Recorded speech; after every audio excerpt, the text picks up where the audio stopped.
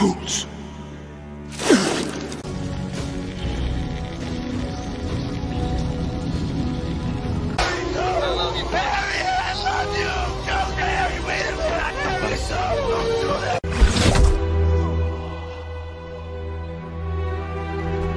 I have been, and always shall be, your friend.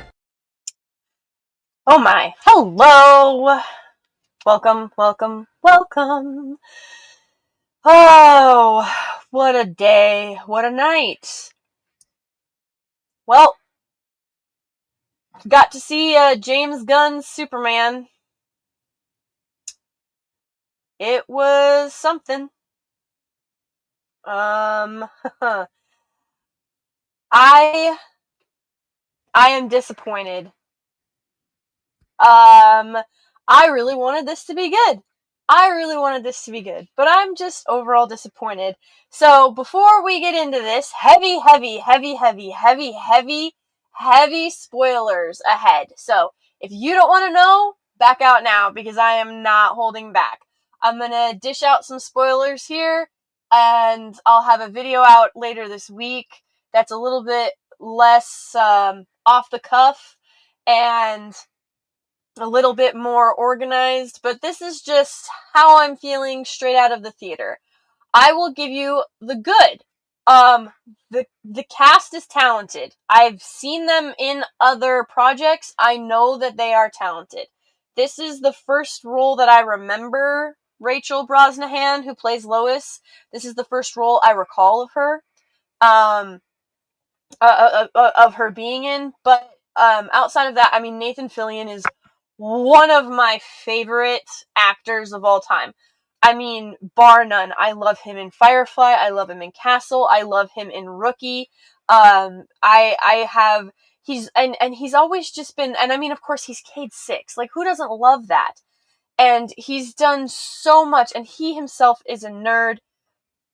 He's just, all in all, he's just a really great guy. He's genuine, he wants to help people, and he just loves to do what he does. And he plays Guy Gardner, and he does a pretty decent job. There are moments where it's kind of just Nathan Fillion. He's not really acting. But Guy Gardner is fine. Hawkgirl,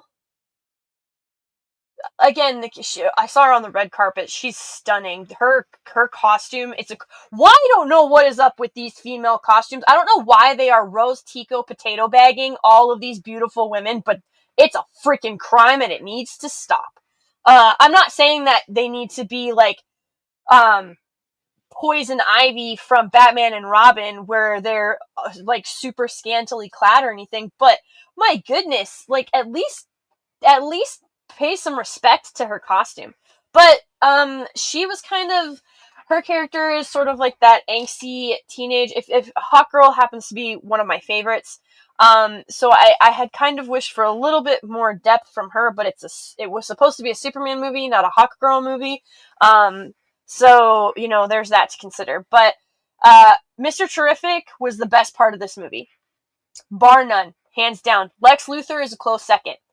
I did not have a lot of faith in Holtz. Well, I should say, Act 1 and Act 2, Lex Luthor is the second best part of this. He actually might have edged it out over Mr. Terrific, but third act Lex Luthor is just not good. Not good. But we're focusing on the good, this go around.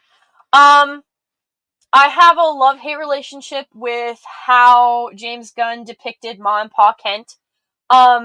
Because simple does not mean stupid. Simple does not mean stupid. Okay? There is a difference. Like, yes, I know that people could be like, oh, simple, like, you're simple-minded. Okay, that's not what this is. Simple, wholesome, down-to-earth, genuine people are not stupid. And just because they're farmers from Kansas doesn't mean that they aren't brilliant. Pa Kent and Ma Kent are the reason that Superman is who he is. So I have a love-hate relationship with them. What else was good? Let me look at my notes again really quick. Corn Sweat, I feel like I have had to say this about multiple Supermans at this point. They wouldn't let him they wouldn't let him be Superman. But he definitely he could be a good Superman. He could. It's there, but at no point is he allowed to shine as Superman. So David Cornsweet, not bad. David Cornsweet is good. Superman, not good. Gosh, what else?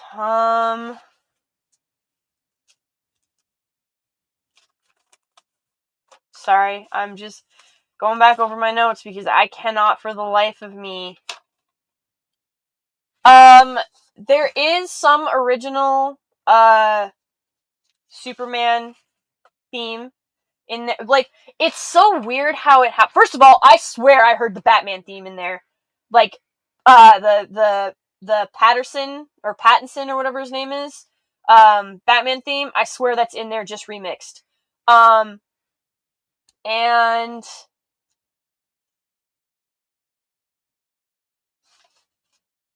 you do get the Williams theme, but it's usually remixed. There's very few times where you get that classic theme, but it is in there a couple of times. But I feel like it was it was definitely misused.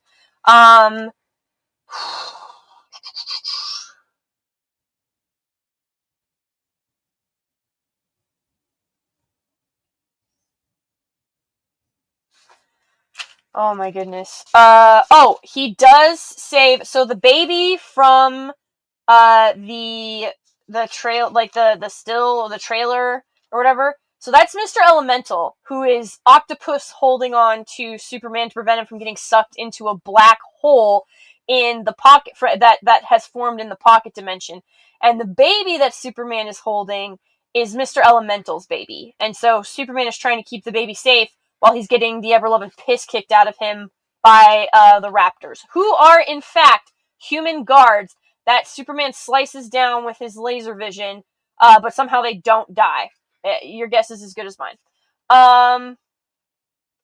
So, I think that's about it for the good. That about sums up the good. No, there, the from the trailer, the Superman kiss floating with Lois, that did happen. So there you go. There's that is the good. That is in this film. It is there. I'm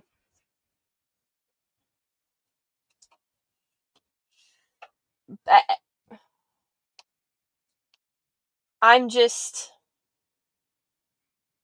it should have been more.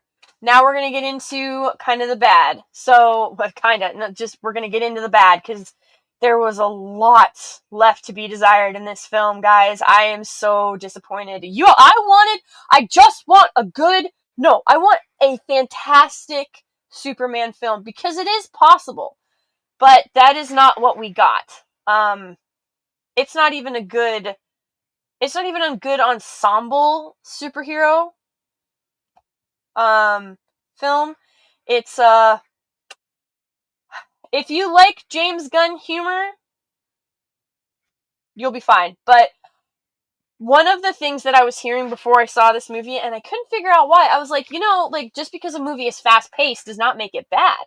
Like, why are you guys focusing on the pace? I now understand why they focused on the pace. The pace of the film is so fast so that you can't actually digest what has happened, because if you think critically about it, it doesn't make any sense at all. Zero, zilch, none. And he's regurgitating jokes from the MCU. If you giggled at the Hulk swinging Loki around and smashing him about. Krypto picks up Lex and smashes him around in his floating office. There is just so much to be desired here. Krypto saves Superman like 4 times. It's actually terrible how often Krypto comes in and saves Superman. The Justice Gang saves Superman 3 times that I can think of. Off the top of my head, my note, I'm not even looking at my notes for that. Lois carries him. Like, yes, Superman is walking. Superman is walking. Okay, so she's not. It's not like she's bridal carrying him, but she is carrying Superman. Literally, like he is slumped over her shoulders, and she carries him to Mr. Terrific's ship. Flies the ship to Kansas, gives him to, and then carries him out of the ship to his parents.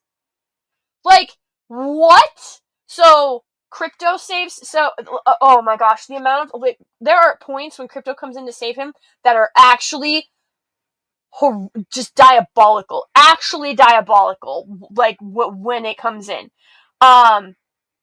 So, this isn't a surprise to anybody. The movie opens with Superman smashing into the snow.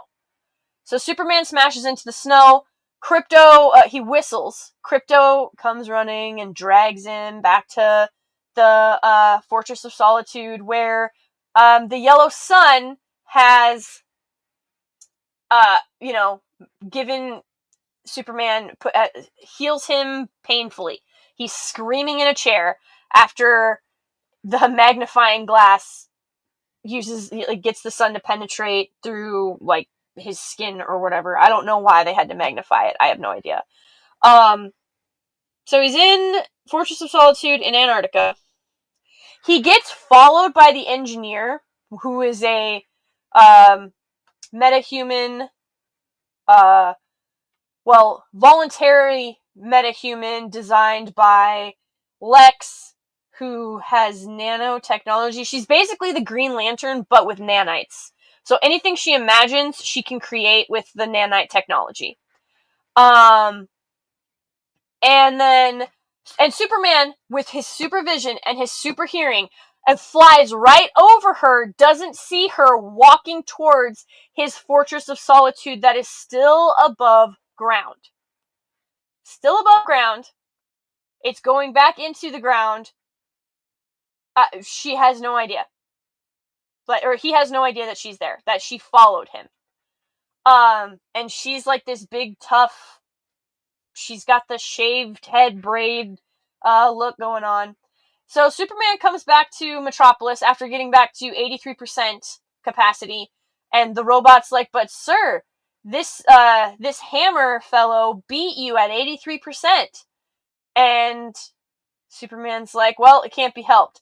And then that's when you get, as he's walking out, that's when you get the scene that we've all seen. You guys saw a big chunks of the movie in the clips, and in like all the parts that aren't,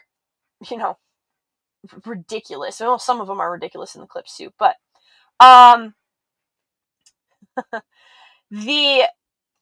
that's when Krypto is all bouncing around. Superman cannot get Krypto under control. Superman is like really frustrated with Krypto, and Krypto is just tearing up his Fortress of Solitude.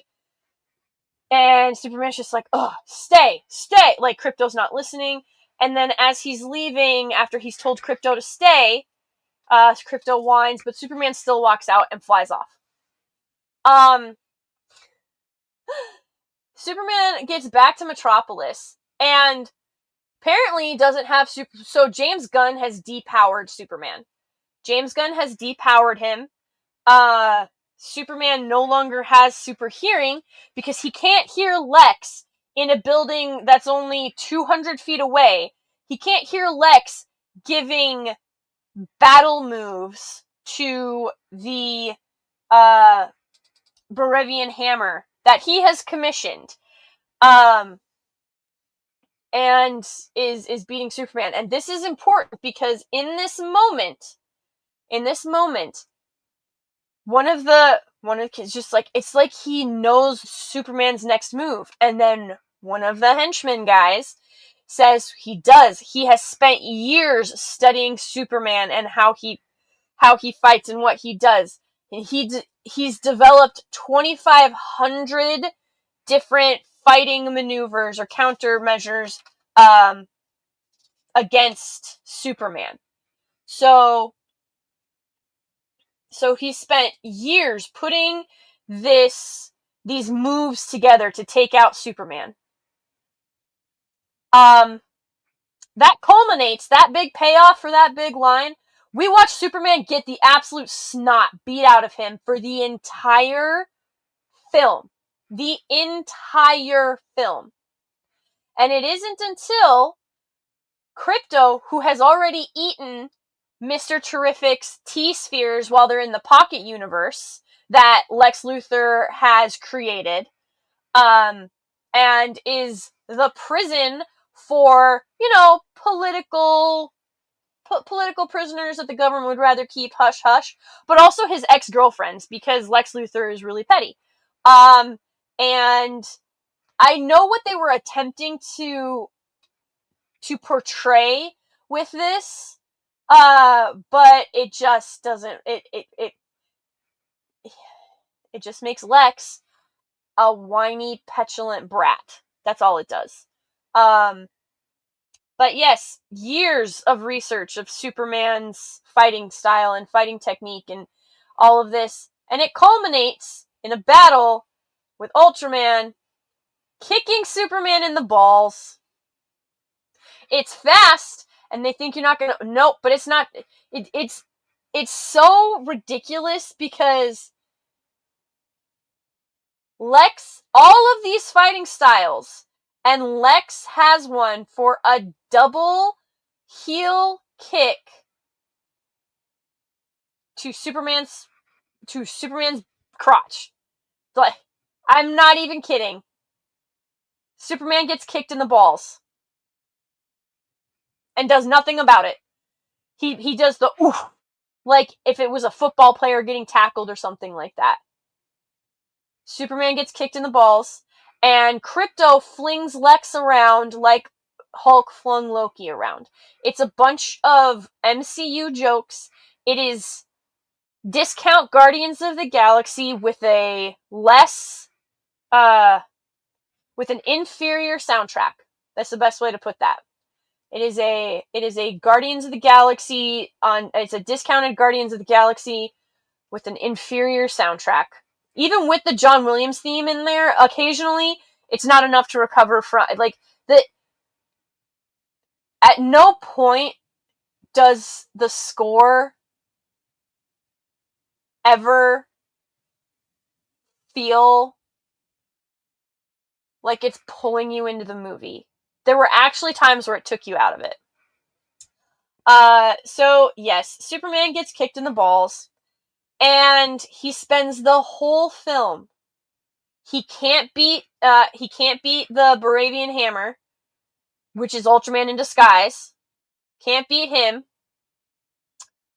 Can't beat the Kaiju. Mr. Terrific, Guy Gardner, and Hawkgirl show up. Mr. Terrific ends up killing the Kaiju by sending mines down into its stomach where it explodes and it kills the Kaiju. And Superman gently lays it to the ground, and he was like, I was gonna try, and so he has spent, 5-10 minutes trying to battle with this Kaiju, and he's trying to figure out a way. He even tells Mr. Terrific, I'm trying to figure out a way we can get it out alive. And Mr. Terrific is just like, oh my gosh, go for the eyes. Right? He's telling that to Hawkgirl and Guy Gardner. And I'm sitting here and I'm like, why can't he I was like, you're Superman, just pick it up by the tail and fly away to another planet like you wanted to. He's like, well, couldn't we take it to a different planet petting zoo or something? But nope.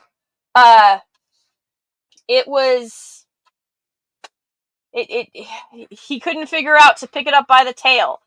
Or to I don't know, pick it up by its ears or something. Anything.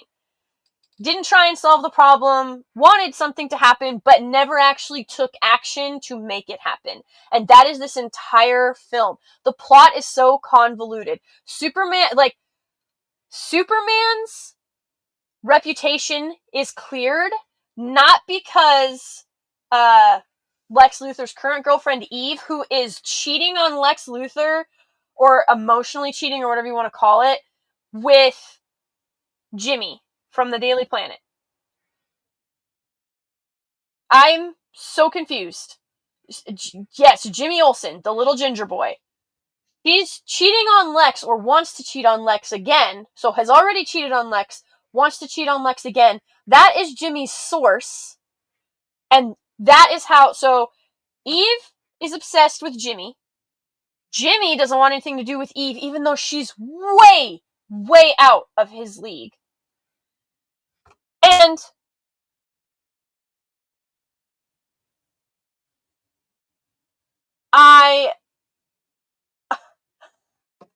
he literally texts her and asks, hey, where are they keeping Superman? And that's how he finds out that Superman is in a pocket dimension. That's how. And then he gets Eve to risk her life, but to send him information that can destroy Lex. Lex thinks it's just sexy selfies that she's sending behind his back and that she's cheating on him. And the reason that she is sending Jimmy this proof, this evidence that's going to incriminate and destroy Lex Luthor forever, is because Lex yelled at her and threw a pencil at her and it hit her in the leg. I'm not even kidding you. And then, while she's hiding in the server closet where Ultraman can hear her, she barely has walked out of the room and she has turned into the server closet. She's hunched down on the ground. And she's telling Jimmy, if I send you this, we have to spend the weekend together. And he's like, he's sitting there and is not willing to do whatever it takes. It was insane. That there's evidence that can destroy Lex, and he gets to spend the weekend with a gorgeous woman who's way out of his league, and he's sitting there debating with himself. And guess what? Lex opens the door and yanks Eve out of the closet by her ankles. She screams, and I swear it was accidental. Like, she taps it, but it was almost like accidental. It was like she did it because she was panicking. She sends him the selfies. Nobody looks closely at those selfies until it gets to Lois, who looks at it and goes, oh my gosh, it's all in the background. Your girlfriend is a genius. And Jimmy's like, what? And that's when she's just like, yeah, here's Lex's whole plan in these sexy selfies that Eve only sent to Jimmy because she was angry at Lex for throwing a pencil at her leg while he's in the middle of attempting to destroy Superman again. Utterly ridiculous. So it wasn't crack journalism that found out. It wasn't crack journalism that uncovered Lex's secrets. It wasn't Lois risking her life and putting herself in a dangerous situation that Superman might have to rescue her from. And it wasn't a source coming forward because it was the right thing to do and they can't live with themselves anymore over the moral implications of working for and serving a man like Lex Luthor. No, it was because a girlfriend was petty and angry that her boyfriend, who's abusive, evil prick, threw a pencil at her leg and it hit her. That's why. That is why she sent it. So there's that. I couldn't believe what I was watching. It was dead quiet in my theater, which was relatively empty. There were like 12 other people there in a very big theater. Now, granted, there were 5 showings at this theater. None of them were full from the digital, like, whatchamahoodles. The 3D showing, for some reason, was the fullest, and it was pretty full. I don't know how many actually showed up. That wasn't my theater. But yeah, my theater was pretty empty, and it was like pretty quiet. One guy tried to like slow clap, and it just died. Like, it didn't go anywhere. It was so horrific. Then, oh my gosh. So, like, something that I didn't even, put in, like, I put some stuff up on Twitter, and then some of you guys may have heard of him. He's just a little guy, just a little account, so if you can help him out, it might be helpful. You may have heard of him. He's Jeremy from Geeks and Gamers. He was like, he was like, Man of Steel is better. Here, you know what? Actually, let me see if I can, hold on. Let me bring it up, because this exchange, it was so, absurdly funny how insane this guy. Let me see if I can get to the end, and then we can follow it down without, okay, there we go. Alright. Oh no. Alright, here we go. So, I put up my review, and then this popped up into my feed shortly after. Or I put up some thoughts up on Twitter, not my full review, obviously. But oh my gosh, Jeremy. So Jeremy posts this. Man of Steel is better, and then he responded to himself, and he's like, I'm not trolling. He's genuinely saying Man of Steel is better. Here was my response, and they killed Pa Kent in that one. Like, that's true, but I agree with him. I agree with Jeremy. Like, Man of Steel was better, and I was pissed at that movie because they killed Pa Kent. And then Jeremy's like, Gunn did something worse in this one, and I was like, he turned Superman. I was like, sad but true. He turned Superman into a damsel, which he did. We'll get to that in a second. And then Jeremy's like, no, even worse. And I was like, what? I was like, the kick in the balls? And he's like, I wish. And I'm sitting here and I'm like, oh my gosh, Lois carrying him as in Superman, or drunk Supergirl calling him a bitch. And then Jeremy's like, Jor-El. And I was like, oh no. You're right. Jor-El? So Lex Luthor breaks into the Fortress of Solitude because, spoiler within a spoiler, I feel like this is common knowledge, but maybe not. Ultraman is a Superman clone. An imperfect one, but a clone nonetheless. And so they're able to show up, and the Fortress of Solitude, opens up because it's keyed into Superman's DNA. And so it opens up, Lex walks in, the scene you saw from the trailer with all of the flying, spinning stuff, that is exactly how it goes down. He walks up to the computer, and then he tells, Engineer, the female, assassin that he has at his side, she's like, it'll take me some time to hack it. She finds the message from Jor-El and Laura, and she's like, it's damaged, but I can recover it. And then she recovers the full message, and at the beginning of the film, when he's recovering the robot 4, so all the robots, like the main robot is 4, he is explaining, he's like, would you like me to put on the message from your parents, sir? It's, and then he's like, yes, please. And 4 tells, I think it's like 12 or 22 or whatever, that it's, he finds it comforting. Right? So this is the robots having a conversation over Superman, who is injured, as they're carrying him to go get blasted by the sun.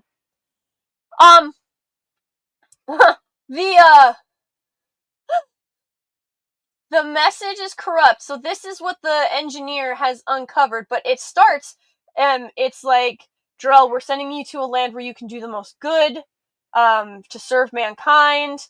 You mean more to us than heaven.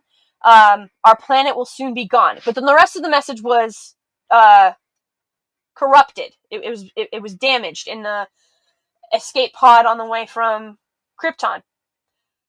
Engineer recovers it. Apparently they don't do anything to it, and they play the message out, and Lex Luthor is sitting there talking to somebody who is supposed to be like a late night personality, like a Conan O'Brien or whoever. And the rest of the message plays out with the translation that Lex's people have come up with. And it essentially says that Superman is there to conquer and have a harem to spread his superior Krypton genes in. That, I'm not kidding, that's in there. Yeah. Lara says, take as many wives as you wish, or as many as you need, have multiple children so your superior Krypton genes can, spread throughout this world. I am not kidding. And then Mr. Terrific, to drive this shit home, because this isn't a Lex Luthor,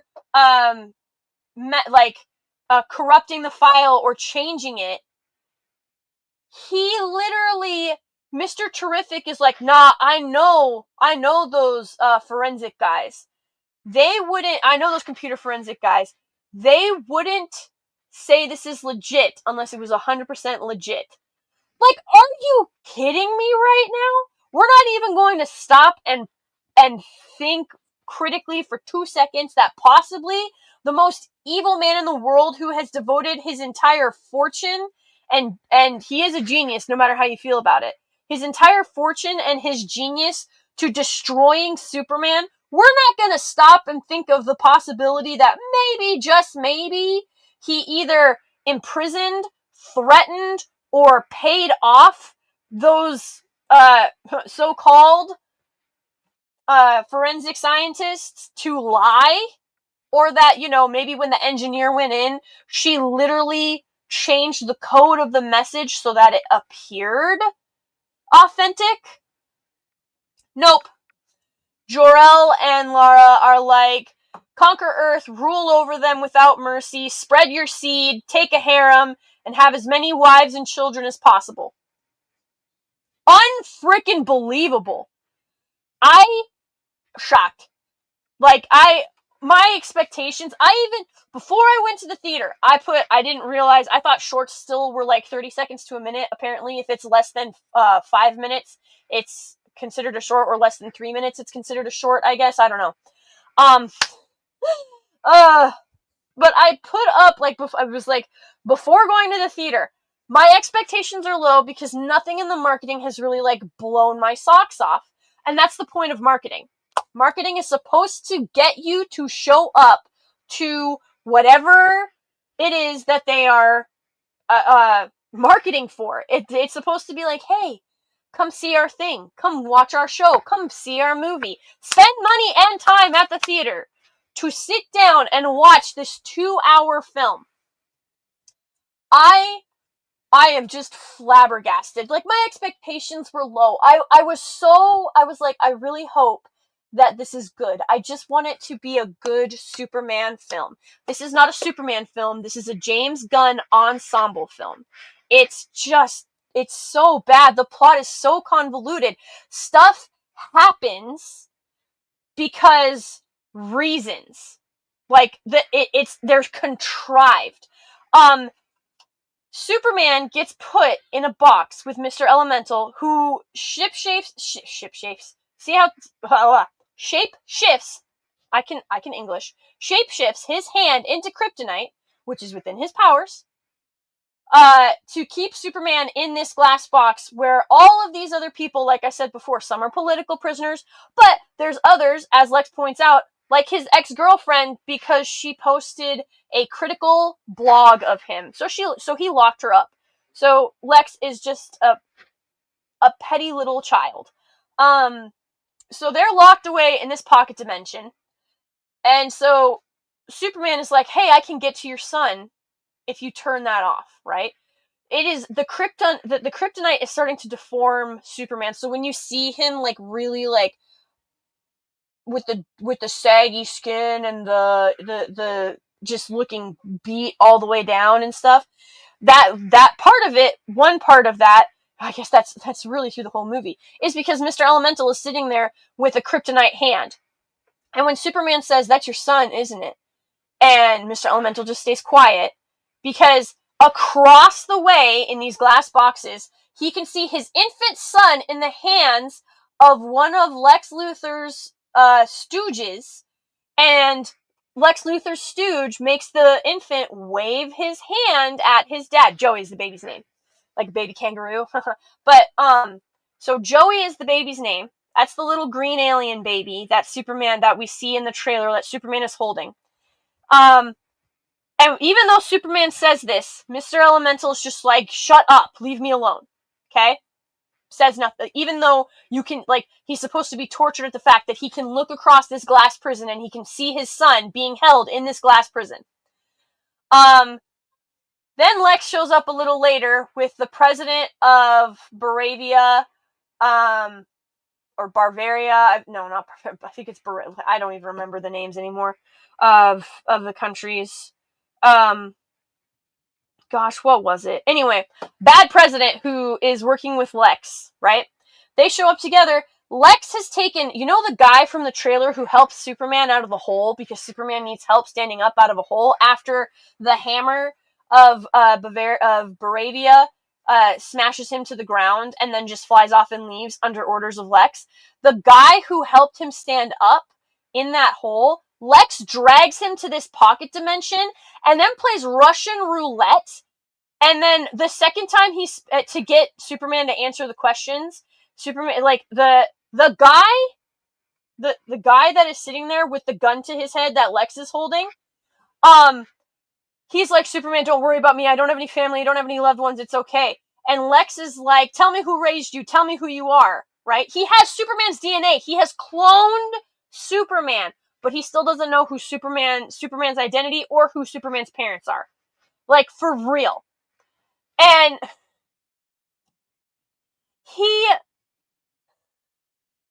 the guy who said, hey, I gave you a free euro one time, do you remember me? Like, that was when he was helping him out of the hole. And now he's telling Superman, it's okay, it's okay, it's okay. I don't have a family. It'll be all right. There's nobody that needs me. And Lex is threatening this innocent bystander because he helped Superman out of a hole, helped Superman out of the hole. The second spin, Lex shoots him in the head, playing Russian roulette with him. Shoots him, kills him, cold blood. Dead. Okay? This character that you barely know, that you only saw help out by,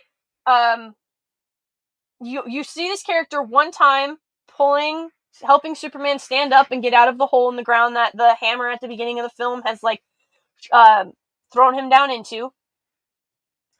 And so you don't get that's another part because of the rushed pacing, so that you don't have time to digest any of this and really give any of it critical thought, unless you're paying very close attention. You don't get a chance to really connect with this guy at all. And then he gets shot in the head, and you're meant to, feel something. And you know you're meant to feel something because Mr. Elemental is crying in the cell with Superman. So after Lex shoots this guy in the head, he goes, wow, I wasn't expecting that to go so fast. I thought we had more. I thought that would last longer. There was a moment for Lex to just be a cold-blooded, just tyrant, right? If he had said nothing, it would have been more impactful. But instead, he cracks his jokes, and then he's like, let's go find somebody else. Maybe I'll go get that reporter that you're always doing interviews with, Clark Kent. In the trailer, it makes you think that it's Lois. Nope, it's Clark Kent. So, yep, Lex couldn't hold it together, couldn't leave the humor out, so shoots this guy that you've only met for a 30-second clip that you've had no ability to really get attached to. But you know you're supposed to feel something because Mr. Elemental is crying.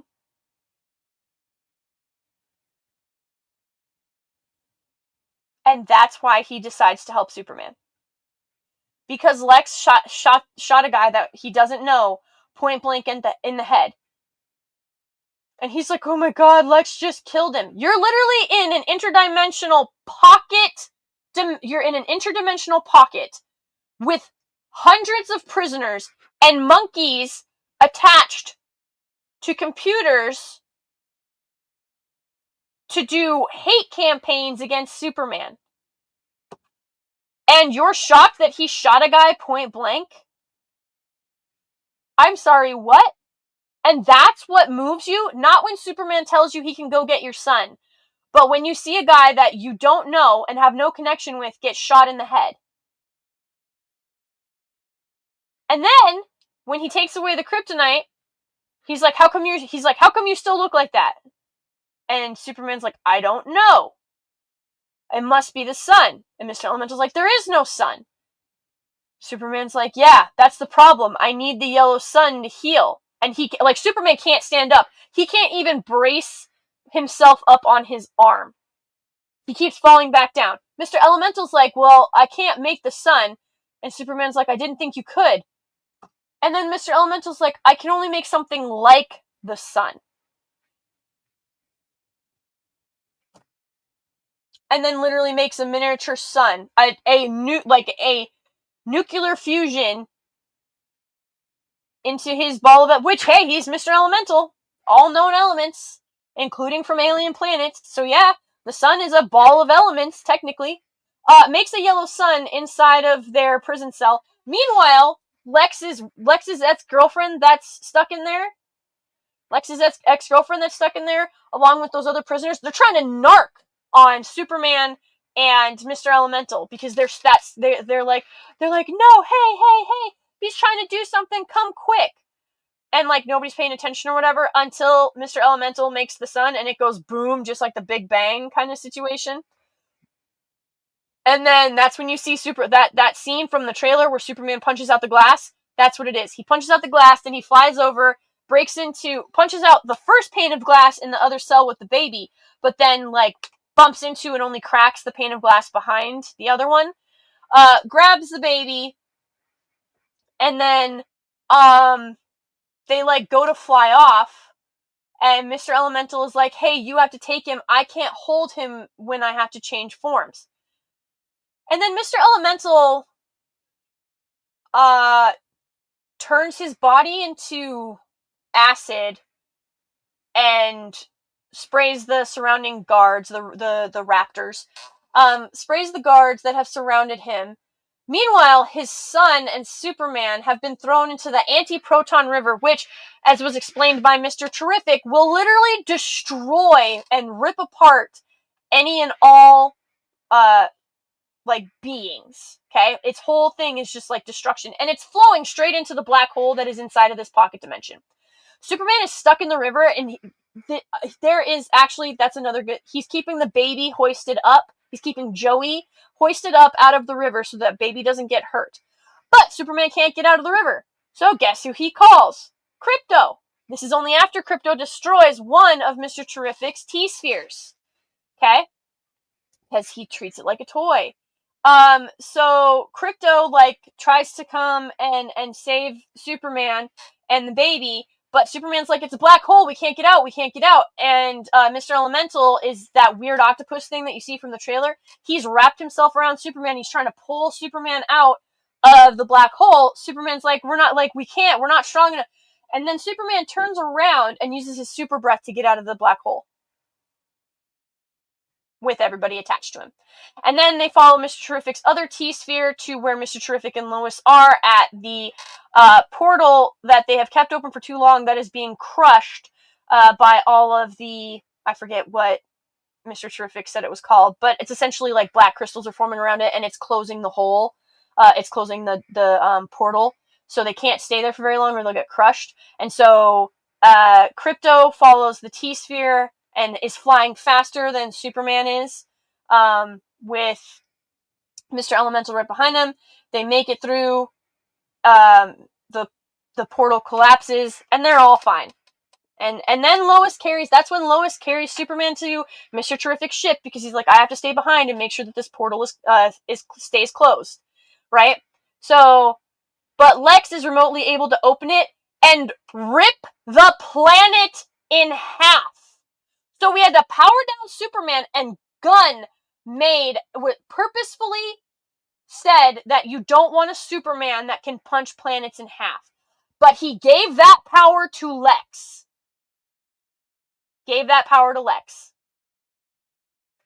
So, And when Mr. Terrific, the reason Mr. Terrific and Lois are the ones that are there is because Lois shows up to the Justice Gang because Superman has turned himself in because there's a warrant out for his arrest, because after the message from his parents get played, everybody's like, see, he's really here to conquer us. He's got nefarious deeds. Like, I was a big supporter of Superman, but not anymore.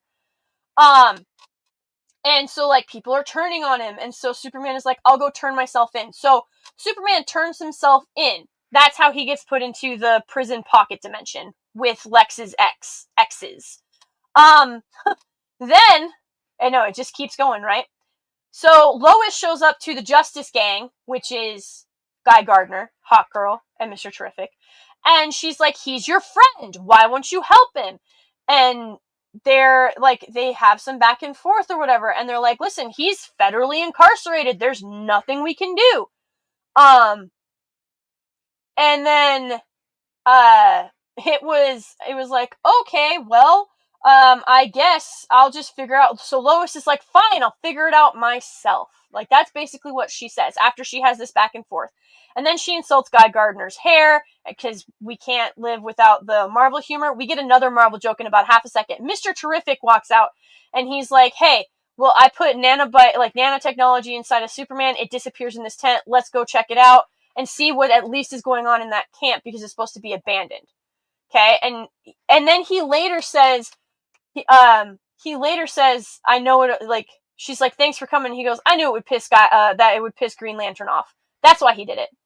That's why, right? And you can take that less tongue in cheek if you wanted to, but she's like, okay, well, I'll drive. Like, do you want me to drive? And then Mr. Terrific's like, we'll take my ride. He has a fucking flying saucer, and they walk up to the garage where it's held. He clicks the garage button, and the garage door is slow and broken. And Lois makes a comment about it, and she's like, so you have this super fancy technological ship, but you couldn't get a better garage door? And he's like, I haven't worked on it yet. Because you can't, like, all the points of gravitas or of earnest, he can't not put in that Gunn humor from Guardians of the Galaxy. It doesn't belong in Superman. So, there's that Marvel joke. Then they get into the ship, and they're flying on their way there. And when they get there, for some reason, Mr. Terrific acts more like Superman than Superman does, and he wipes out the Raptors and some of the scientists who are, like, charging him with their laptops and stuff to hit him. He puts Lois into a protective enclosure with music playing, and she gets to witness him kick everybody's ass, and they're just laid out flat afterwards. And she's inside this dome. It's like, she is supposed to be the audience at that point. We're supposed to be impressed and amazed at this. Here's the problem. Lois is, like, it's hard to impress. Like, that's one of the things about her. She's very hard to impress. But especially because at this point, she's supposed to have been dating Superman for 3 months, which we'll get to. And he's been around for years at this point, so she should have seen Superman doing all of this heroic stuff. But for some reason, she is wildly impressed and blown away to the point that she even comments and is like, wow. When Mr. Terrific absolutely lays waste to this Lex Luthor base of operations. I'm not even kidding. I hated that song. It actually ground my nerves. But yeah, so Lois gets to watch Mr. Terrific be all heroic and save the day and be protective, when an hour and 35 minutes earlier she was scolding her boyfriend, Superman, Clark Kent, for being heroic and for not thinking before he leapt in. And during that 10-minute interview scene, she even admits that she doesn't think that the Barabian government is actually, because Superman's like, I prevented a war, and she's like, we don't know that for sure. And then, so they keep going back and forth, like, turning the recorder on and off. And She literally, she's literally, like, getting upset with him and admits that she knows that that country, that president is up to no good, but she questions everything and everyone, and she would have questioned herself in that situation and would have thought about the ramifications, like you saw in the trailer. And then it bleeds into her asking Superman in the interview when he's like, it's after the whole stint that you saw of him saying Superman doesn't have time for selfies, and she's like third person. So after that little bit, he goes and sits down at the desk by her window because they're in her apartment, because he showed up on their 3-month anniversary to make her breakfast for dinner. And she makes a point to say, that's not my favorite. She's like, I like breakfast. You like breakfast for dinner. Like, she makes this a whole point, right? She makes this whole spiel about it. She doesn't say thank you. She's not grateful that her boyfriend showed up on their 3-month anniversary to try and do something considerate for her. None of that. They get to the end of this interview because he is getting discombobulated. He is not being able to maintain his composure. He has not been able to control the situation or himself. So he's like, all right, I'm leaving. And she's like, you always do this. You try to avoid conflict and you walk away rather than dealing. Like, basically, to sum up that conversation, you leave when stuff gets hard. You run away when things get hard. She said that to freaking Superman. Then she goes into the kitchen and throws herself a little hit. So she's mad that he's upset, that she is purposefully targeting him, and that wasn't good journalism, because what Lois does is always dig for the truth. She doesn't exclude facts, or at the very least, her hunches, because her hunches are what take her to these places. I'm just like, and then she gets caught up in these schemes that are bigger than she knew, and Superman has to come in and rescue her. Nope, doesn't happen here. He gets upset, he picks up his stuff, he's all in a huff, and he's like, I'm gonna go. And she's like, you always do this. And he's like, what? It's late, I'm tired. And she's like, you always leave when things get hard because you want to avoid conflict. And then she storms into her kitchen and says, I knew this was never gonna work. And Superman's like, or now it's Clark, he's like, what? And she's like at the sink doing dishes. And he walks, and he's like, what was that? And she's like, nothing. So he walks out of the room, and then she has the audacity, he walks out of the apartment, closes the door. She has the audacity to turn around and look perturbed in his direction. What? So, it's so bad. And then, when they make up, Superman goes to his apartment. So the message has been shared with everybody. After Lois has said that she questions everybody and everything, like, I always try to, like, find this or whatever. Well, now Superman is like, he's like, I don't want to rule over anybody. I don't want to do this. And she's like, I never thought you did. And then she continues to say, I question everything and everyone. You always trust everybody and try to see everybody as beautiful. And he's like, well, maybe that's the real punk rock, because they have a conversation about who's more punk rock. And then she makes fun of the punk rock bands that he listened to and said, that's not real punk rock. She's like, I'm just this punk rock girl. And he's like, well, I'm a punk rock guy. And she's like, no. And so they have a back and forth. Meanwhile, while this is all happening, there is that picture of Superman putting on his boots with an interdimensional imp in the background, and that clip from the trailer where Lois hugs him, and there's that super dimensional individual, like, it looks like that floating eyeball in the background. It's not Brainiac.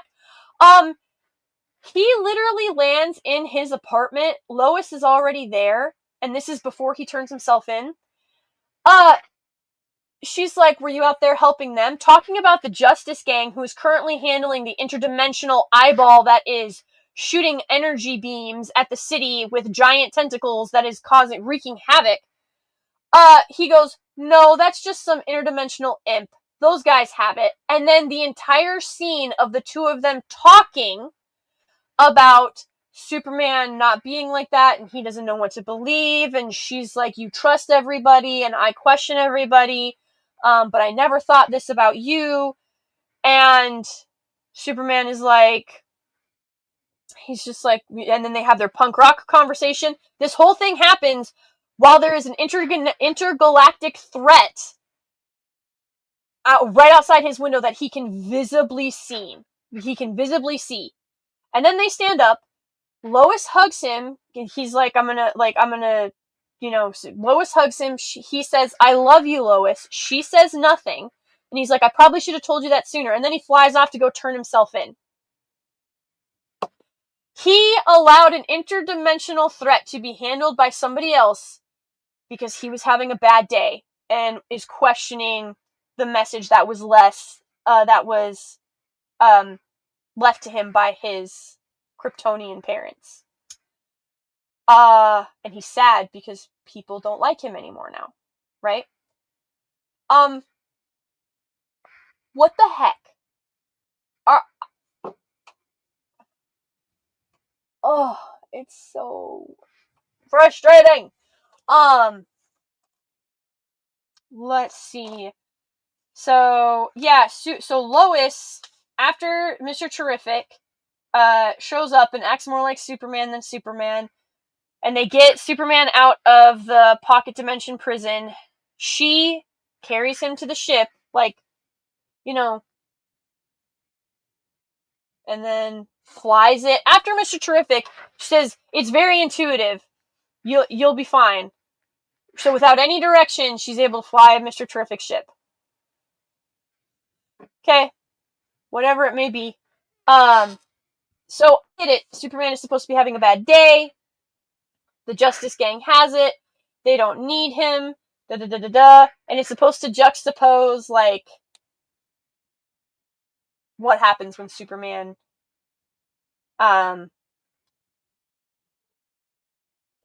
ignore stuff. I understand what Gunn was going for, but essentially all he did was say that Superman is unnecessary because the metahumans are already here. But, whatever. The kaiju, Mr. Terrific kills the kaiju by sending mines into its stomach. I told you guys that. So, Mr. Terrific kills the kaiju. Mr. Terrific beats up all of the Raptors and special, his Lex Luthor's private, army security people. He beats all of them up and manages to get Superman out of the pocket dimension. And,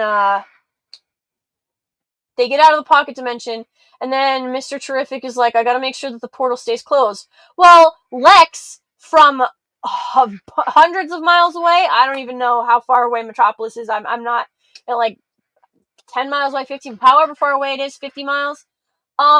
Lex is able to override Mr. Fantastic, who is standing at the portal on the machine. Some random scientist lady who works for Lex Luthor comes in and is surprised and says, because the portal is opening itself up, and she's like, that's not supposed to happen. Mr. Terrific's like, really? And she's like, can you stop it? And he's like, can I stop it? And then the dimensional rift starts to tear. So from across however many miles, Lex is able to tear the planet in half. Even though Mr. Terrific is working against him. And then, this was the part that genuinely pissed me off. Mr. Fantastic knows whose camp this is. He knows who is behind all of this. But he somehow, he's trying to... This is so confusing.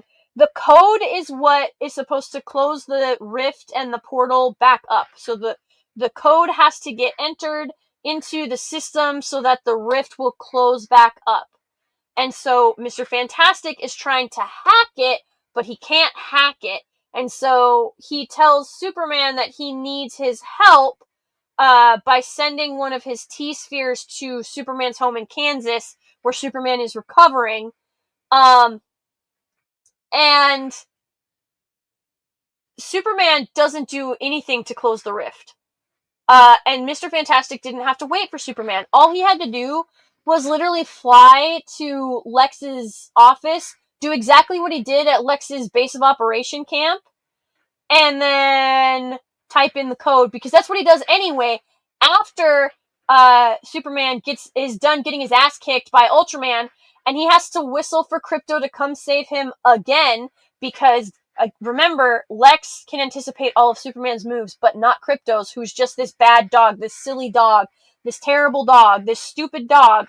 So just like Krypto ate Mr. Terrific's T-Spheres, he's now eating the robots that they are using to keep an eye on Ultraman so that they can tell him the fighting moves to use to beat Superman. So it's only after Krypto knocks Ultraman off of Superman and then destroys all of the cameras surrounding him, that Superman is able to take out Ultraman. And it isn't even with, like, a bus. Ultraman gets sucked into a black hole, because Superman rolls over and throws him into a bus that's getting, or some, like, it looks like a bus. It's some type of vehicle. Could be a train car or whatever. The metro car getting pulled into the black hole, hits Ultraman and sucks him into the black hole as well. And then, so the engineer is fighting Superman, and that's when you get the scene where Mr. Terrific looks over the ledge, and he's just like, stop goofing around. And he's like, I'm not. He's like, I'm doing really important stuff. Like, you can't ever have a moment of serious, of development, of seriousness, of anything. It's just a constant roll, one right after another. The pace is that fast. I've said this before. I know I've said this, but I'm going to continue to repeat it. The pace is that fast so that you don't have time to genuinely think about what is happening unless you are actively paying attention. And so it just, Mr. Terrific knows that it's Luthor. You have the mechanic and Ultraman are both fighting Superman. Ultraman is literally just chilling out with his T-Spheres, floating around, watching the rift open towards Metropolis, and he's trying to hack the rift, and he can't do it to close it back up. He could have just literally flown to Lex's office and done it himself, because after Superman gets his butt handed to him, the way he beats the engineer is, so she's got her nanites like going into his lungs and going into his eyes. Like, she is going to essentially she suffocate him, right? And so he flies straight up into the air and he keeps going, and Lex is like, envelop him completely. So he flies up and they catch him. They catch Superman, who even like, he just has to fly straight up, but somehow they catch him. And then she covers him completely in nanites, and then he gets up, and then he just allows himself to fall. So terminal velocity, because when he slams into the ground, he breaks through one surface. They end up in like an underground utility tunnel or something like that. And it knocks her unconscious, so he's able to cough the nanites and stuff out of his lungs, and you watch him pull the stuff out of his mouth and his nose. And then they check the drones, Lex Luthor's drones check on the engineer, and they're like, she's still breathing, she still has a heartbeat, but she's unconscious. And that's the last you see of her. Because right after that, the rift opens, and I would assume she dies, because it opens up while Ultraman and Superman are fighting, and this is where Superman realizes that Ultraman is a clone, and then Lex Luthor gives us a exposition on cloning for some reason. It wasn't needed. But it is what it is. The amount of exposition is just insane. So the Daily Planet crew, with the characters that you see in Mr. Terrific's ship, with Lois, they're sitting in the Daily Planet while the rift is coming toward them. Everybody around them is panicking, but they're staying put. Lois is giving Perry the breakdown of how she tied all of this together. Perry's like, "Hey, we're gonna print it." He's like, how many can that ship hold? She's like, 5 or 6? 6. And that, that's the scene from the trailer where they all go up into the ship. And so because Eve was upset with Lex for yelling at her and throwing a pencil at her and hitting her with the pencil in the leg, never mind all of the evil, terrible, horrific things, selfish things that he has done to other people, that's what sent her over the edge. So the planet is able to run this story about how Lex Luthor is in league with this other president of Bavaria, and the plan is to invade Jehurgistan, or whatever the name of the country is, take it over, and then half of it goes to Lex. And Lois is like, yeah, so he can make himself king. He can be the ruler. And then, so pretty much everything that we already know, because we've been watching the movie, we get a 7-minute exposition scene, and it gets regurgitated, and then we get to listen to Lois talk for Jimmy to transcribe the article, and then they upload the article, and then magically the world turns on Lex, just as Superman and Mr. Terrific, after beating Ultraman and the Engineer, come crashing into Lex's floating office at this point, as they're getting ready to get into the portal to go into the pocket dimension to let the rift tear the world in half. Superman crashes through the window, pushes Lex. Like, Lex's head bounces off of something when Superman shows up. Mr. Terrific shows up. Well, he's holding on to Crypto.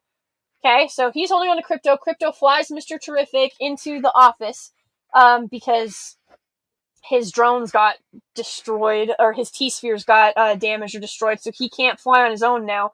So Crypto has to carry him up there.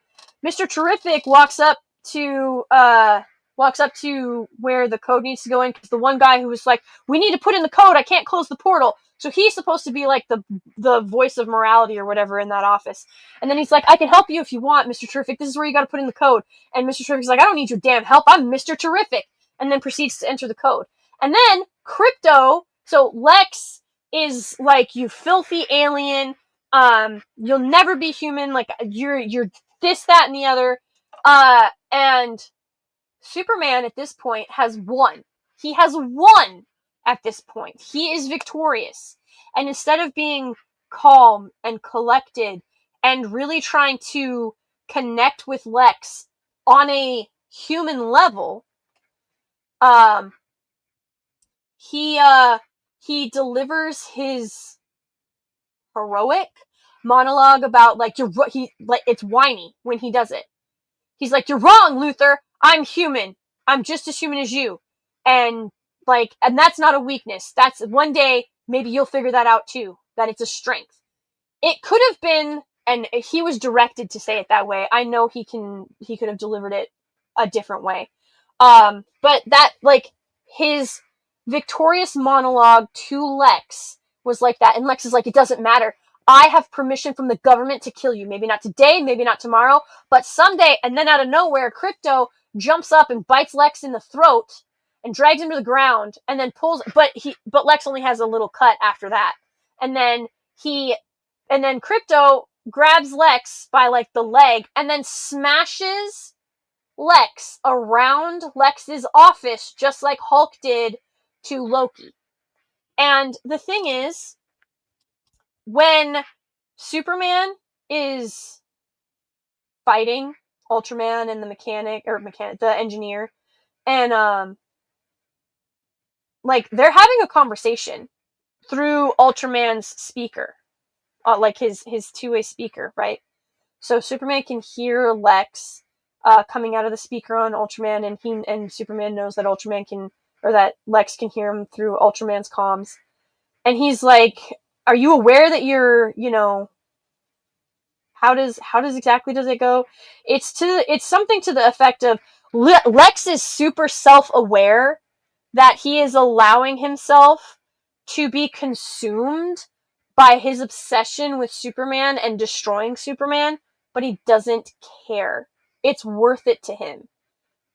He's like, you think I don't know that envy consumes every waking moment of my day? Of course I know. But my envy will be the hope of mankind. And so, James Gunn is attempting to be deep there by like, oh look, he thinks he's virtuous, he thinks he's in the right, but he's really not. Envy is never a good thing. Ever. It's never a virtue. Being envious is literally one of the 7 deadly sins. So is pride. Lex has all, like, he's got all of them. But to sit, like, that's not deep. That's deconstructionism. That's nihilism. We've seen that all before. So you have that moment. It's just insane. It is wild. And then, oh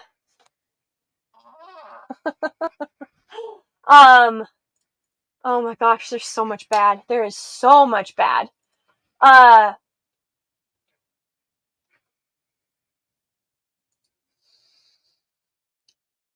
It's just, like, the moments that Superman is supposed to be a hero, he isn't.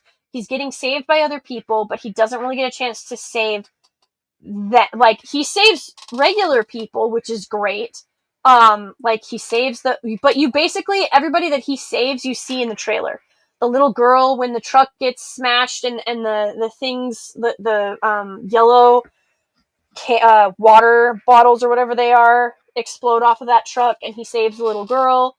He saves the dog from under the kaiju's foot. He saves the lady from the building, and then he flies one lady up on top of the roof. I mean, but you basically see him save everybody that he's going to save. He saves in the trailer. And Disparu will be very happy. I have it in my notes. Superman saves Squirrel. Disparu happy. And then they make the Thing joke where Superman kills the Thing like like the Marvel's The Thing. And then I forgot about that. After the news breaks of like when they put Jor-El and Lara's message up, Lex accuses Superman of grooming.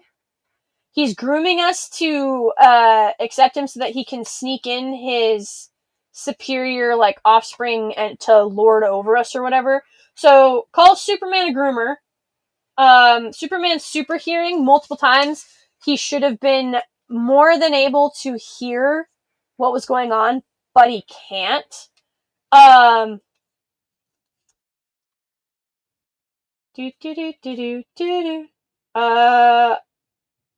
Peacemaker is on the TV. So Peacemaker's cameo in the film, he's on the TV talking about how all these guys are, they're jealous of him because he's more ripped. I'm not kidding. Like, that's what they say. It's James Gunn humor in the background. That's what's happening when Superman lands into his apartment. That's what's on the TV. Is how, it's always these guys who talk about saving people and doing all this stuff, and they always got the darkest secrets. And it's like, okay, what are you trying to tell us there, James Gunn? And then, let's see. Oh yeah, when Lois just keeps pouring sugar in her coffee. Interesting. I'm trying to see. Oh, they have an argument about the hypno glasses. That's when Lois shows up to try and get the Justice Gang to go after Clark because they all know that he's Clark Kent. And then Guy Gardner's like, I took a vow to stay out of politics, but then at the end of the film, James Gunn's brother is like, finally, something that conservatives and liberals can agree on. Lex Luthor's terrible. I was like, what? Oh my gosh. And then there was, gosh, what was it? There was something. It was like small, not the kick in the balls, but it's there.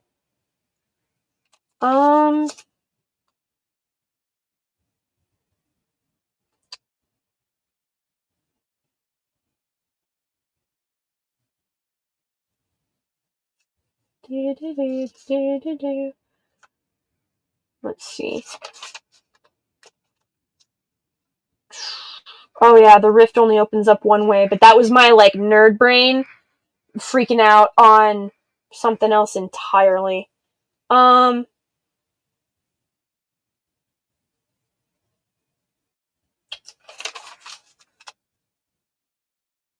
oh yeah. Um when when uh when the rift is in the city and the black hole, that was what it was. When Superman sends Ultraman into the black hole, Superman the black hole is right there. But what was a problem before when he was in the anti-proton river is no longer a problem. The black hole is no longer a problem. He can just fly away. It's not an issue anymore because, it doesn't service the plot. It's just little stuff like this that it's like you can't have it be a really high stake and then 11 and a half minutes later, it's no longer a stake. It's just insane. And then to round out the film, um, a drunk Supergirl crashes into the Fortress of Solitude to come get her dog that she left with her cousin so she could go be a party girl on a planet with a red sun so she could get drunk. The Supergirl who hero worshipped her cousin left her dog behind so she could go party on a planet with a red sun, and Superman is sitting there explaining to Four, who has fixed himself and the rest of the Fortress of Solitude, so, nothing of value was really lost because they are all just fixed. The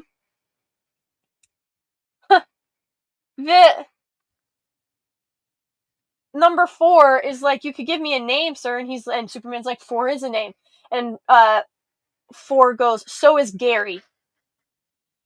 And so they're talking about Supergirl because when Supergirl shows up, drunk, Krypto jumps on her the same way that he has been jumping on Superman the whole film, and Superman,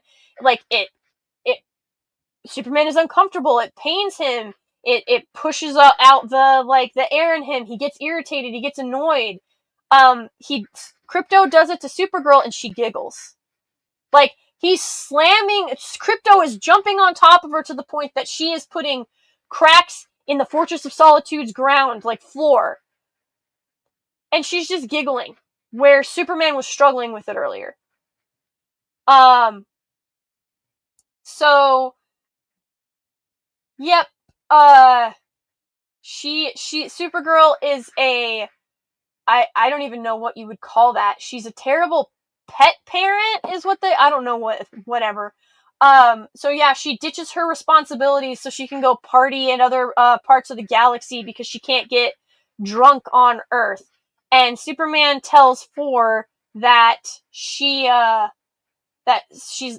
Superman goes, that's why he has behavior issues. Like, she is the problem. And then she waltzes off drunk out of the new hole that she put in the wall because she was like, why'd you move the door? And he's like, I didn't, it's over there. And rather than going through the door, she goes through the hole she just made in the Fortress of Solitude. So yeah, Supergirl shows up drunk. And as she's walking out, she says, later, bitch. Supergirl calls Superman a bitch. That's one of the closing moments of the film. And then you have an after credit scene with Mr. Fantastic and Superman. And Superman is being a little bit critical of some stuff that Mr. Fantastic, fixed. And Mr. Fantastic walks away in a huff. And Superman goes, man, I really can be a jerk sometimes. He calls himself a jerk. So, yeah. Superman gets called a bitch by his cousin and then calls himself a jerk. Good times. But then they try and play you a wholesome thing where now when the robot asks, would you like me to play the clip of your parents? Now it's Ma and Pa Kent. It's not, it isn't Jor-El and Lara. So, much to be desired. For sure. That's not everything. That's a good chunk of stuff. It moves at a very fast pace, and there's lots of music, there's lots of explosions. It's very bright, it's very colorful to try and distract you from the lack of any type of heart, soul, or Superman story. This is an ensemble film. It's a James Gunn ensemble film. It is discount Guardians of the Galaxy with an inferior soundtrack. That's literally what it is.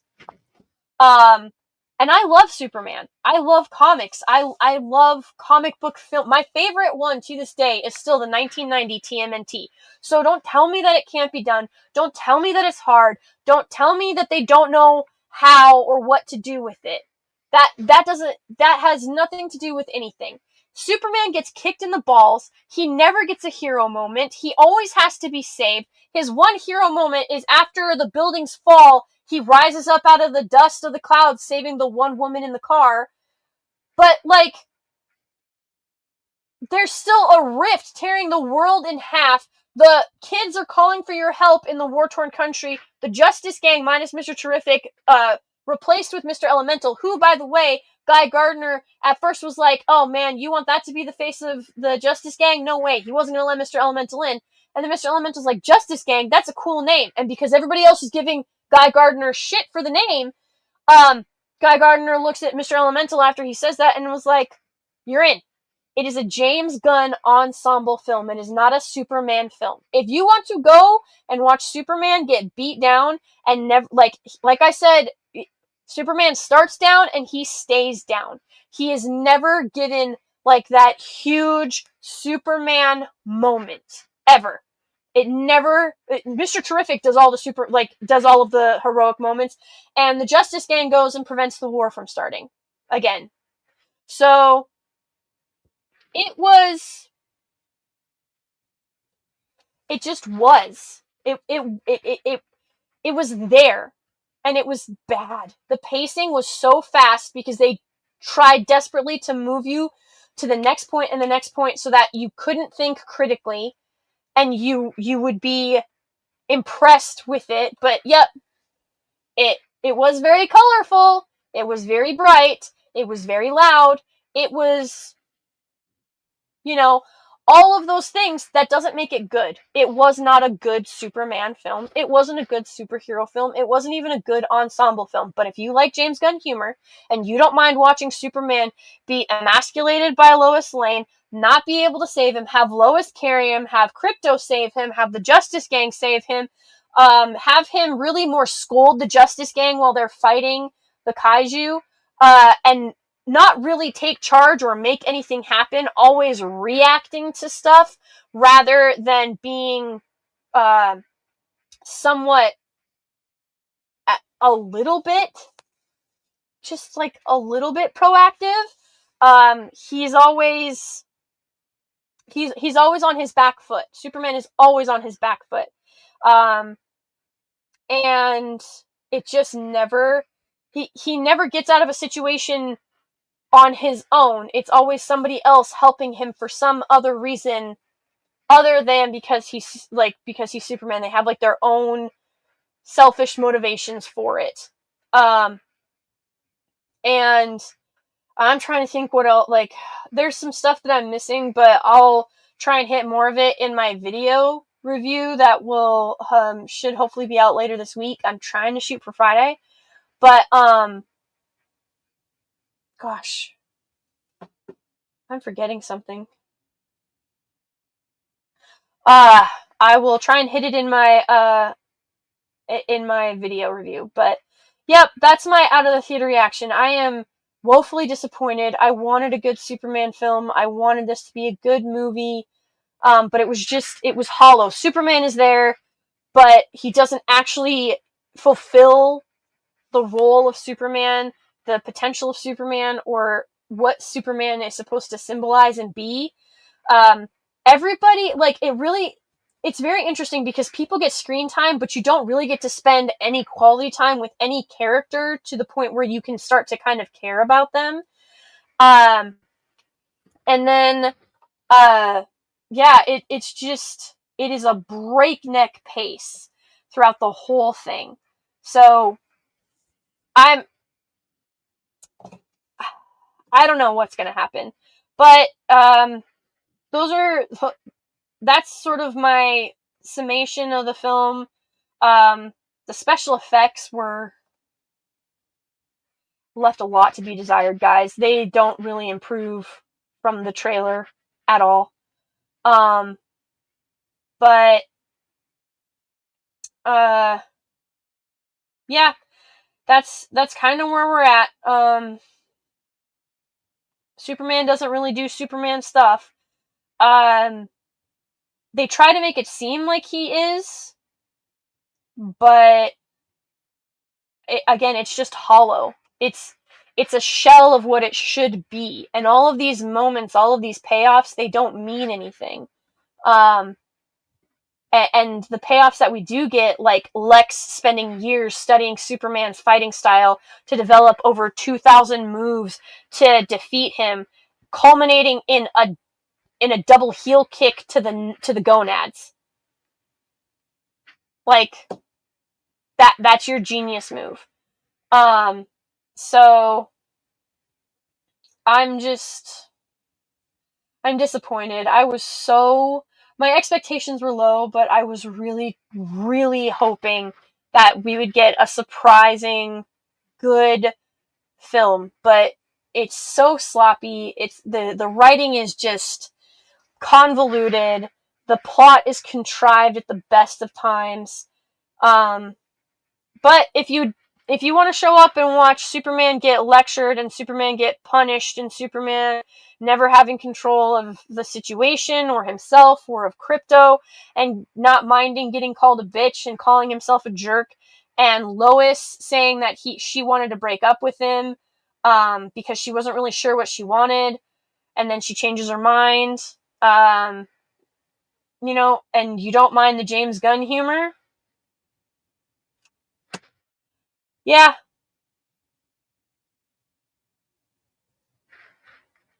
There you go. But I was woefully disappointed and very let down. So, hopefully we do get a good actual Superman film.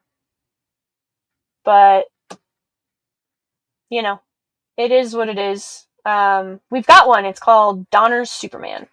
Just go watch that instead, in my humble opinion. But if you want to go see it, by all means, you now know kind of what to expect. So hopefully, let's see who is in the chat. Da da da da da da da. Oh my goodness, you guys have been chit-chatting up a storm. Oh, who is this individual? Woly Poly. Hello, Woly Poly. It did not cuck. I didn't say it cucked. Oh, suck. You're entitled to your opinion. We're not a hive mind. I said this on my Twitter, on my X feed. Like, you're allowed to like this film. I'm not saying that you have to dislike this film. This is just what I saw and what I took away. I don't expect everybody to agree with me. We're not a hive mind. Like I said, we're allowed to disagree. Being just being honest. When this got announced, when Gunn fired Cavill when DC announced that Cavill was back, and then Gunn was like, no, actually he's not, I was pissed. But I was like, you know what? If he can find somebody better, and Corn Sweat, here's the thing, like I said, Corn Sweat's talented. But the direction that he was given, I dislike the representation of Superman on screen. He's whiny. This is, again, what I saw. He is emotional. He's whiny.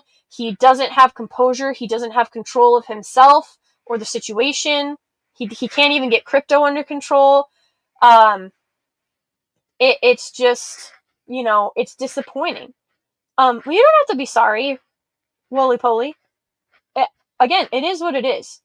But I was like, you know what? I'll give it a shot because I've seen David Cornsweet was doing such a masterful job marketing this, and he seems like a really good guy. But the way that he was instructed to play Superman on screen, I disagree with. It was overly emotional. It was very whiny, and I just don't. I don't want that's not that's not Superman. He shouldn't be.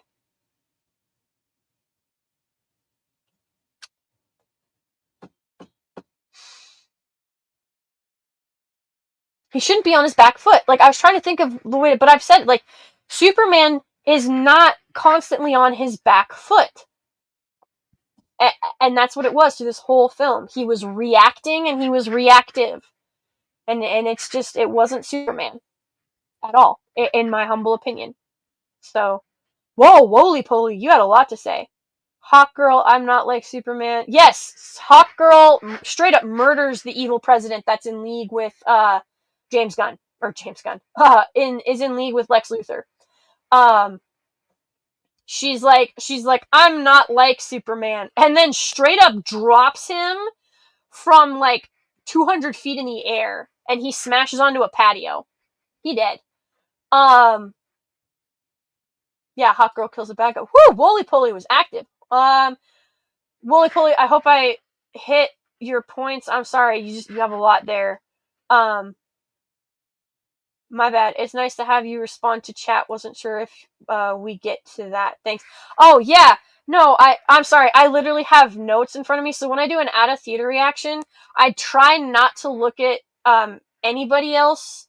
I already broke that rule with Jeremy, but I try really hard to not look at the chat until I finish so that it doesn't alter what I was gonna does that make sense? So that it doesn't change anything that I was going to say initially. Or sidetracks me from what I was going to say, because I literally have a segment that I call The Tangent. I've only got one episode out, but there's more to come. This could actually be an episode of it, but I literally have a show called The Tangent because I go on tangents. So I can't actually look at the chat while I'm trying to give a initial gut reaction, if that makes sense, Woly Poly. So that's what that was. Actually, that may have raised it a couple bucks. Glad I got it the other day. What did you get the other day? Superman?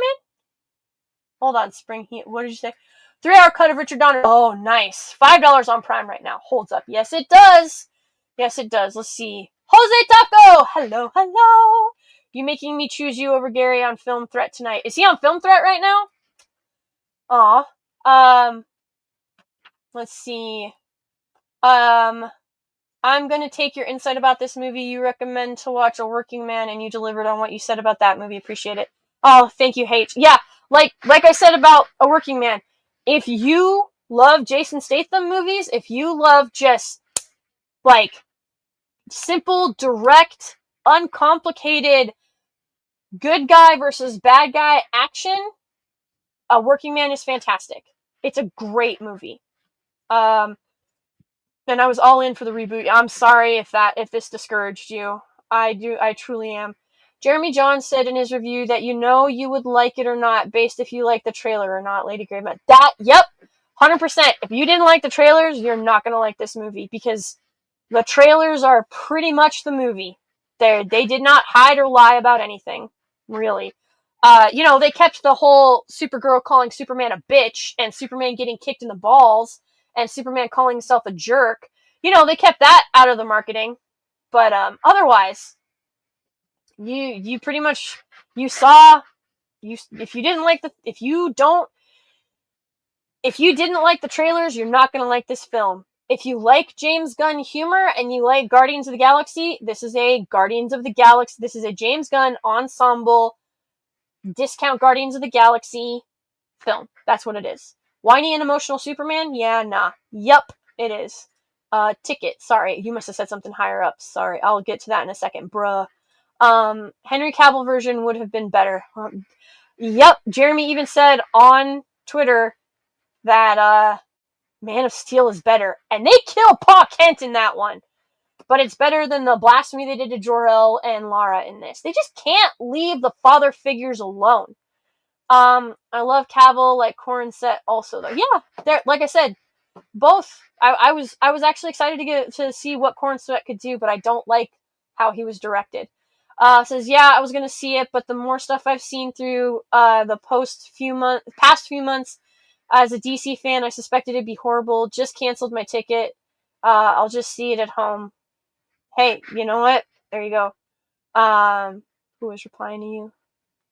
I'm gonna pass out. I'll pass on going to see this movie. It's your call, man, but I would agree with that decision. Hype it up more. I'm trying. Can't you tell? It was, yay. This film will not connect with the general audience. It might, because it is flashy, it is loud. There's the kaiju spits fire. Honestly, I think they're going to connect with Mr. Terrific. That's why Crypto is in the film, so that you have a character to anchor to. So, it is what it is. How did you like Soup's trunks? Honestly, I didn't really notice them. The camera work is very swoopy. Like, that's something else I have in my notes. The special effects are meh, and the camera work is very it's very swoopy. I don't know another word for it, because circular is not the word, but it's not quite to the effect where you have like your subject standing still on a platform, or like you have your subject on a platform that's spinning one direction and then you have the cameras going in the opposite direction. I forget what that's called, but it's like 2 steps right before that. That's what the camera work on this is. It's very swoopy. I don't know another word to use as it sits. Is this the worst Superman movie? No. No.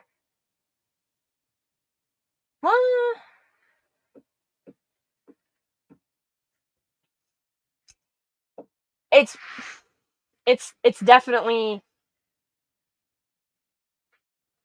Roth's Superman beats it.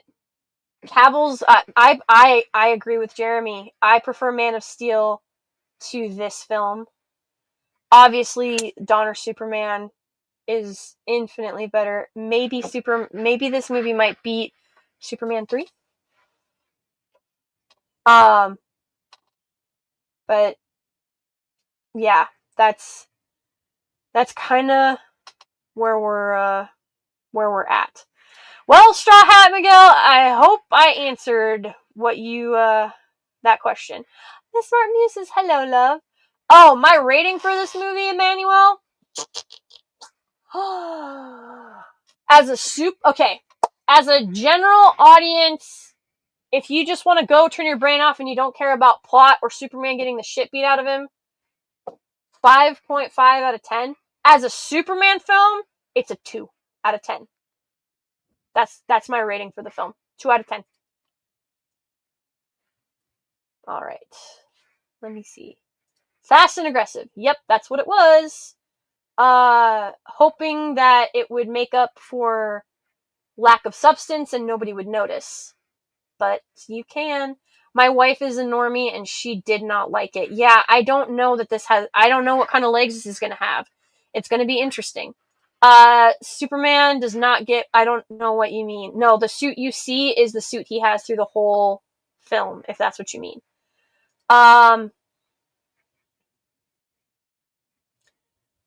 Do you think Fantastic Four will be better or worse? Bro, go watch F1. Just go watch F1 is so much better. Just go watch F1. Honestly, I had to go with my nephew and his friends and my kiddos and stuff.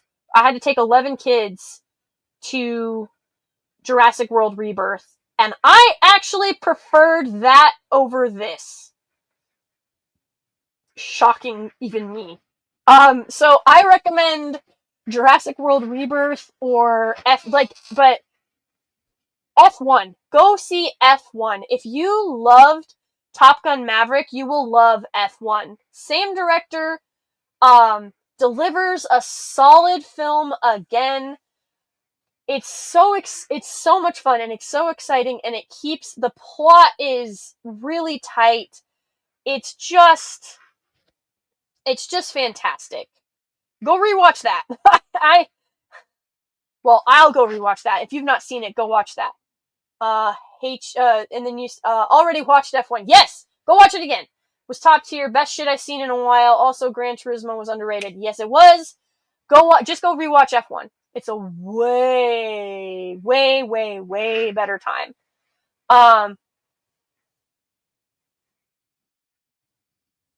The Superman Dino movie was more lazy writing than Superman has for sure. I'd say they're about the same, honestly. The plot contrivances are almost identical. Like, one was a Snickers packet, the other one was because a pencil hit her in the leg. I mean, really, and you have to figure out, like, it never gets answered. Like, why is she obsessed with Jimmy Olsen? Like, where did that come from? Like, Lois even asks, how do you do it, Jimmy? Like, it doesn't add any, like, mystery or depth. You're just literally like, how does this girl, who literally has the attention of the most powerful man in the world, like, what does she see in Jimmy? Like, it never actually gets answered. And they make a point to mock her feet. That's the James Gunn fetish coming through. Oh my god, that just clicked. No, who's the one with the feet thing? Oh my gosh, Kill Bill. Reservoir Dog. Help me! Ah! Why can't I think of his name? Oh my gosh. Quentin Tarantino! Oh my gosh. We got there. The Tarantino, isn't that Tarantino's thing? Anyway, they literally make fun of Eve. They make fun of Eve's feet. I don't understand. I don't get the feet thing. It's confusing to me. So yeah. Go see F1 if you haven't. If you have, go see it again.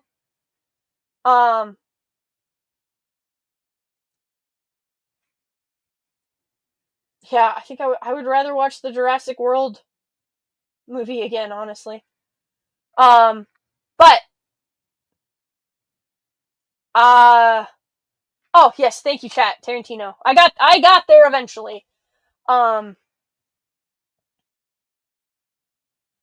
yeah, it's very convoluted, very contrived. Special effects are terrible in most of the places. The kaiju doesn't look bad when it's standing still. The eyeball with Hawk Girl was a little bit much. Again, I get it, they're going for like the humor thing, but this isn't Marvel, this is Superman, and I was just so ready for I was so ready for all of this incredible change of direction that we were promised, and that just wasn't delivered. So it is what it is. I'm disappointed overall. Like, honestly, between Tyler Hoechlin, I'm trying to think who has played Superman in the last 2 decades. Tyler Hoechlin, Brandon Roth, Henry Cavill, David Corenswet. There's another one.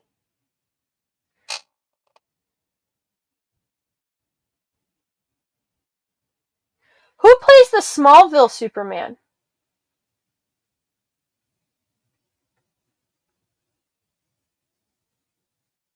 Why can't I think of his name? Tom Wellings.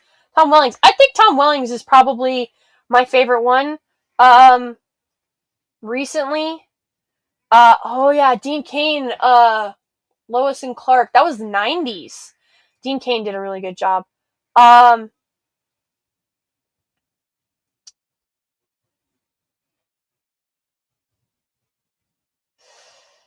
Yeah, honestly, out of the, so if we're doing, so I think I think it would be Dean Cain. So if we're excluding the Christopher Reeve uh, films and the George Reeves serialization episodes, and we're doing films between Roth, Cavill, and Cornsweet, I think I'm gonna have to go with Roth. And then between Kane, Welling, and Hoechlin, I think it's gonna have to go Kane, Hoechlin, Welling for like TV series Superman. Cause like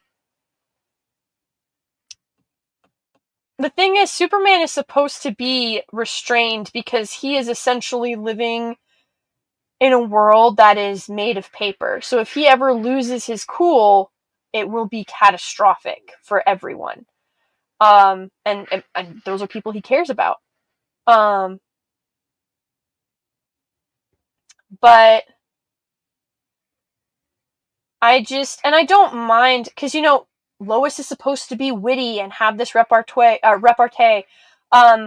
Superman is supposed to be, especially with, like, Batman, he's supposed to be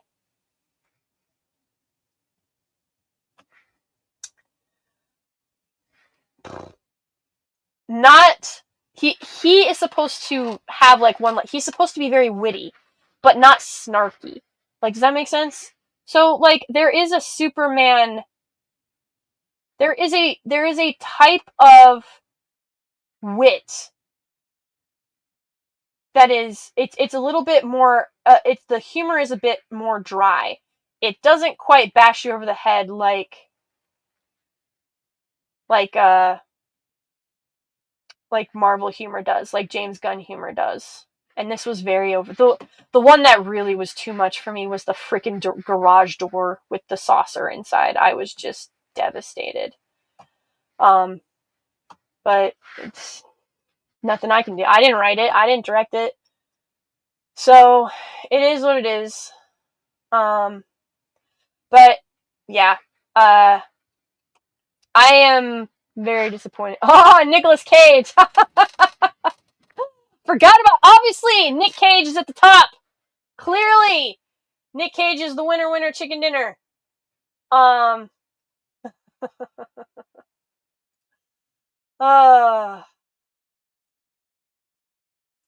Good stuff. But I mean, what do you say after that, right? I'm joking, by the way. I will be Captain Obvious, and I will give you exposition and bash that over the head if an hour and 47 minutes and 54 seconds, 7 minutes of which I covered the good stuff. So an hour and 40 minutes, hour and 41 minutes, wasn't enough for you. I was not impressed and I did not like the film. It was a giant disappointment, and my expectations were not super high, but I am still woefully disappointed because I really wanted this to be good. Really, really, really wanted this to be good. Quick question, if you don't mind, do you recommend any TV shows to watch for animes? Already watched Mobland. It recently came out. If you've never seen Yu Yu Hakusho, that is an anime that's a beginner anime that I always recommend. Yu Yu Hakusho is fantastic. And then, so TV shows, well, I guess that depends kind of what you're looking for. If you have not seen, so you, like scripted TV, Tulsa King's really good. The Gentleman is really good. Oh man, what is that one called? With, oh man, I think it's a Paramount Plus one. I cannot for the life of me think of what it's called. Gentleman is exceptional. If you liked Mobland, you'll love The Gentleman. You'll also love Tulsa King.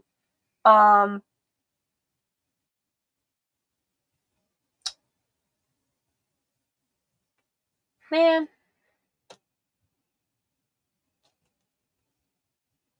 Reacher Season 3 is kind of meh. If you've not seen Reacher Season 1, it's pretty good. I definitely recommend that one. Season 2 was not so good. Season 3 is better than Season 2, but nothing beats Season 1 as of yet. I would recommend some old TV shows. Like, if you've never seen the Hercules series or Xena, Buffy, the original Power Rangers series is actually pretty good if you're into anime. That's pretty much a live action anime. I'd recommend both the 80s and 90s animated Teenage Mutant Ninja Turtles. What's some other good ones? Anime wise, I already said Yu Yu Hakusho. That is my go-to.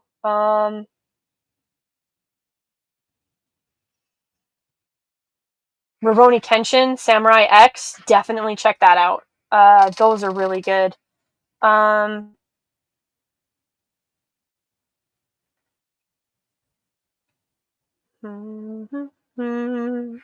My brain is like blanking. This is what happens when I don't eat a proper diet.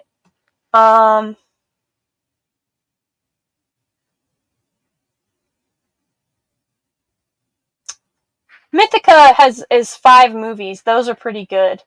So it's called Mythica. I actually have a video series on the different films here. What else? But those are films. That like it's a five film set that I think you can find on Amazon. But yeah, Dean Cain, Lois and Clark, Smallville. If you're in like the Batman the Animated Series, Superman the Animated Series, Justice League Unlimited, Yu Yu Hakusho, Rurouni Kenshin, Samurai X, Samurai Champloo, also exceptional. What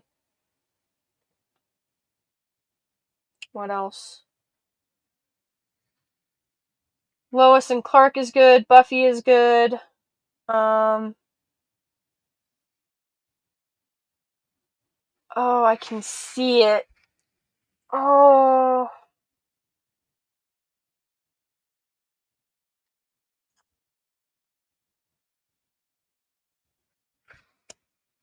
That's all my brain is willing to come up with right now. So, Hachi, I hope that was helpful. Sorry. I really did try to dig deep for that one. But my brain is fried after that. I'm gonna admit that I only watch movies every now and then, so my critic mind is more toward entertaining side of things and how I see movies. And that's perfectly fine. By all means, like, enjoy. Enjoy. I'm just giving you, like, what I took away from the film. This is why I gave up on superhero movies. We will never get a faithful adaptation. We can! They just have to get out of their own way. I don't know. I would think so. That's not a good way to introduce your character as a drunk who abandons their children so that they can go off and party. Yeah, that's not a good look. Thanks, Lady G. Gotta go get ready for work. 12-hour shift tonight. I'll watch it. I'll watch what I miss later. Love your work. Oh, thanks, Mach P. I appreciate it. Have fun at work tonight. I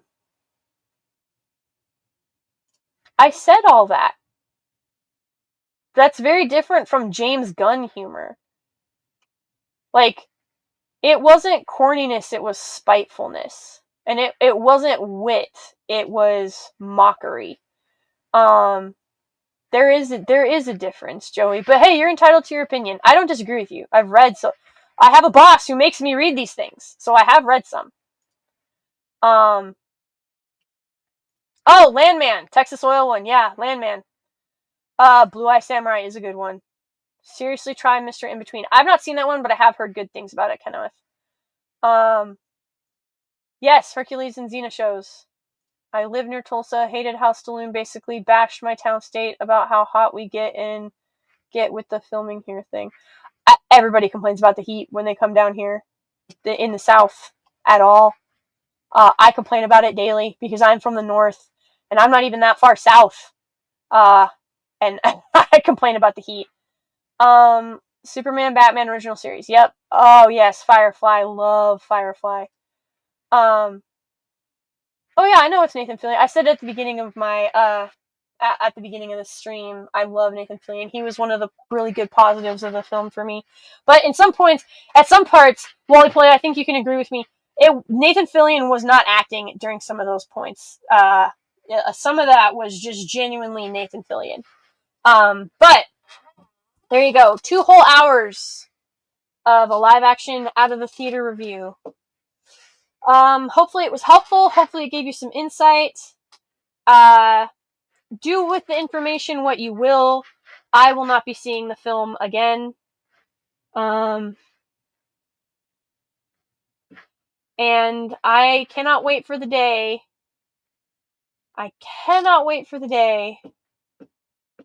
That we get to actually have aspirational masculine heroes allowed to shine even in the darkest of places, especially in the darkest of places, so that we can know what it means to like have that beacon of, we can remember what it's like to have that beacon of hope.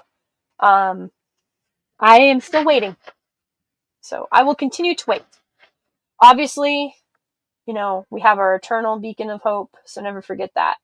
But it'd be nice, if we had a reflection of that every once in a while here on good old Earth. So, I appreciate every single one of you. Thank you so much for all of the support, for just hanging out. This was the biggest live stream I've ever had, I think. So many, many thanks. It's truly humbling that you guys would spend your time here with me, just listening to me go on a giant rant. But I had very high standards for this film. My expectations dropped after the marketing, but I was still hopeful that we could get something good, and it just didn't hit. So, have a great night, everybody. Thank you so much for being here. I genuinely appreciate it. It is very humbling. Much love. You, chat, you remain undefeated. And obviously, as always, God bless, Godspeed, much love, and I will talk to you next time. Bye.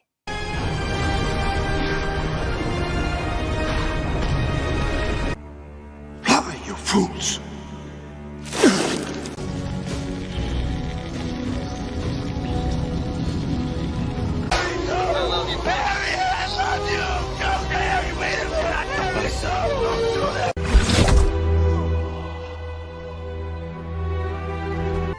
I have been, and always shall be, your friend.